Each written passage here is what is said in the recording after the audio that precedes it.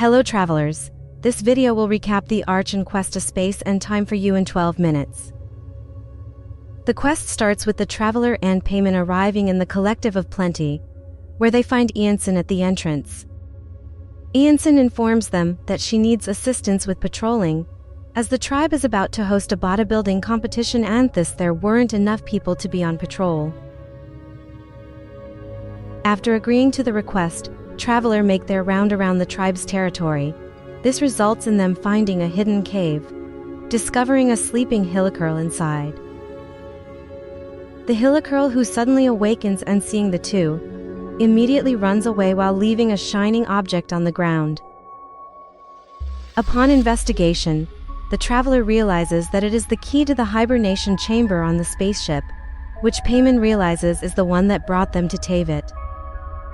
The traveler thought it was their siblings' key, as they had kept theirs safe since their arrival on Tavit. They also conclude that if the key was lying around, their sibling and the Abyss Order must be nearby. Soon after, Ianson finds the traveler still in the cave, and informs that the contest is cancelled as the Abyss Order launched a coordinated attack on the tribe. Ianson notes that it is the first time the Order has attacked them with coordination, and asks the traveler to accompany her to meet Mavuika and inform her of the attack. However, Mavuika already knew that the Abyss Order had attacked all tribes at once, and thought that since they were not as dangerous as the Abyss itself, she tells the traveler that they could sit out the battle if they chose to. The traveler declines, telling her that their sibling is the one leading the Abyss Order and it is their personal matter to settle. While Mavuika is surprised by the revelation, she confirms that the duo are still siding with Natlin. Then, she directs them to the Masters of the Night Wind, as the Order appears to have prioritized them. The three find Cheatlali wandering outside, who reveals she had come out because the Abyss Order had irritated her. She even remarks that they have poor taste, prompting the traveler to tell her about their siblings' position, surprising her. Afterwards, several Abyss Order members appear and the group defeated them. As Cheatlali celebrates the victory, Ianson finds it odd that they didn't give it their all and fled, feeling that something was off. With no new leads, the traveler and Payman leave to investigate the key, leading them back to the previous cave. At the cave, traveler and Payman investigate the surrounding area until a mysterious girl arrives. She asks for their help, as monsters are chasing after her. The traveler fails to see said enemies, until they touch her hand, and they repel the rift wolves that were attacking her. The woman introduces herself as Dairidith. Since she was still injured, they take her to the cave and she explains her story to them. Dairidith came from a faraway village when a sage passed by talking about a doomsday, which only the Savior could stop. Her grandmother begged her to find the Savior to prevent the prophecy from happening. When she met the traveler, she realized that they matched the description of the Savior, except for one, their gender, which causes the traveler to realize she was looking for their sibling. The traveler tells her about their sibling, and how they aren't able to make contact with them just yet. Dairidith decides to remain in the cave while the traveler and Payman head back to the tribe. At the tribe, they run into Ianson, who asks them to check in on the guards to see if they found anything new. Apart from some harmless meditation, the Order didn't appear to do anything, so they report back to Ianson. Cheatlali soon arrives and tells them that she sensed a noise in Natlin's ley lines. She suggests they drive the Order out as soon as possible, which would require the chief's support. Traveler then asks Cheatlali if she ever heard of some people being able to see monsters others couldn't, which she is unsure of. This prompts them to tell the two of their meeting with Dairidith. While Cheatlali believes the mysterious woman is bad news, Ianson suggests they check in on her, which they do. When they arrive, Dairidith is nowhere to be seen, so they cautiously enter the cave, only to be attacked by a club, the attackers none other than Dairidith, who was afraid that the monsters had returned. When the night fall and they watch the night sky, Dairideth remarks if the starry sky was real, prompting the traveler to wonder if she knew about the false sky. Suddenly, Dairideth spots the monsters coming, so the traveler holds her hand and eliminates them. The traveler decides to monitor her for one more night, and as they fall asleep, they find themselves in the Night Kingdom and their sibling talking to Yoel-Tekkadan, Lord of the Night. As day rises, the traveler leaves behind some ingredients for Dairideth to cook for the next few days before she could resume her journey. Dairideth is unsure of how she could contact them, and payment suggests she write a letter to Mavuika, though she has no idea who the person is. But before traveler can react to that question, they spots two abyss mages running at a fast speed, which Dairideth is unable to see until she holds the traveler's hand. Once the traveler eliminates them, they return to the tribe. Back at the tribe, Ianson tells them that the Abyss Order's front lines had collapsed to a single person. The two immediately realize who the person is. Having anticipated, he would have arrived sooner or later upon learning of the Abyss Order's movement in Natlan. They wait for him at the entrance. After thanking him in behalf of Natlan, Ianson leaves them to catch up, and the two share intelligence with each other. Dainsleif is still unsure as to what the Order is planning, but plans to make it as painful as possible so they could never host a large campaign again. The traveler tells him about their encounter with Dairideth and how she's searching for Savior, which he recognizes as a term that their sibling was called before the cataclysm. The following day, they find Dainsleif talking to Ianson.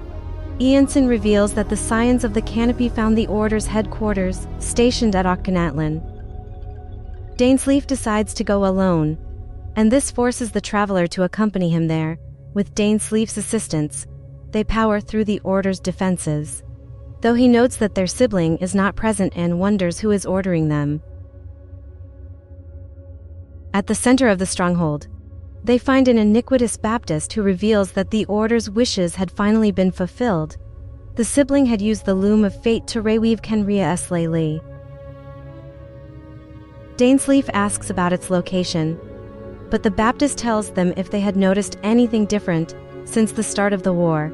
The traveler quickly puts the pieces together, though Dainsleif insists that the claim is a lie. After defeating the Baptist, the traveler returns to check on Dairideth, while Dainsleif performs post-battle cleanup.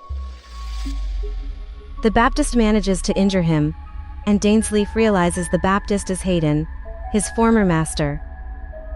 While Dainsleif no longer associates himself with his disgraced master, Hayden reminds him about the curse of immortality that prevent them from destroying each other.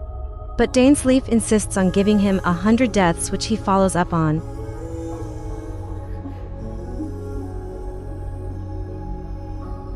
Dainsleif is surprised that he joined the Order, knowing that the sibling could have been blamed for the betrayal. He then remarks about Sertologi, who had likewise been punished for following the Code of Knighthood, and that Hayden had kept his prestige and reputation by suppressing the next generation of knights. Hayden confessed that he does not recall anything that Dainsleif was talking about, as his memories have long become eroded. He then admits that he was bluffing over Kenria's revival, as it was not yet finished. In order to restore Kenria, they needed memories of it, which had been fragmented ever since the cataclysm. Thus, Hayden decided to sacrifice his army in order to get Dainsleif's memories. For the deception, Dainsleif kills him another 100 times.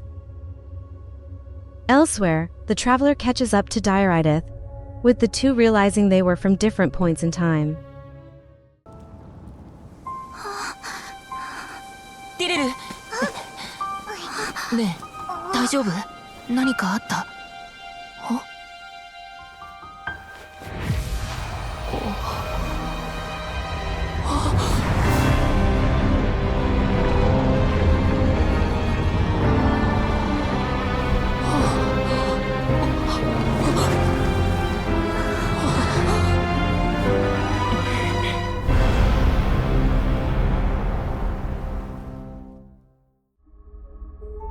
As the traveler makes their decision with the key, their sibling arrives, realizing that Istaroth had played a part in the events and that when Dairideth caught up to their sibling, it resulted in them abandoning Kenryo for them. The sibling also reveals that the attack on Natlin was simply a feint to allow them to speak to Yoel-Tekkadan, who allowed to give them some space to weave the new ley lines.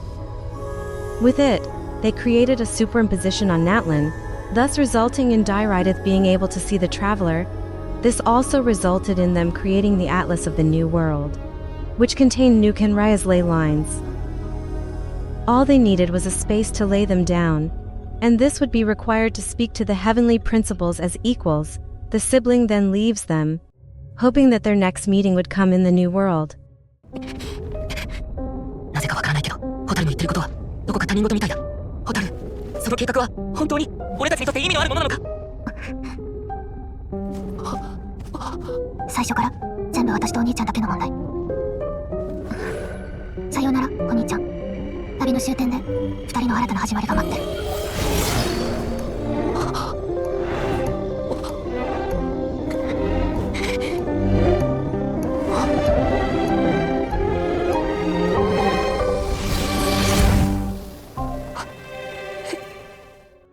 The traveler and Paimon return to the Masters of Night Wind, where they meet with Yansen and Cheatlali. Cheatlali was surprised by Yoel-Tekkadan's actions, intrigued at the thought of preserving a nation as an atlas, and allowed the sibling to perform their experiment when she was assured Natlin would not be affected. She also had another condition in place, but did not tell Cheatlali about it. Yansen offers to prepare a feast for the traveler, but the traveler decides to leave, heading back to the cave.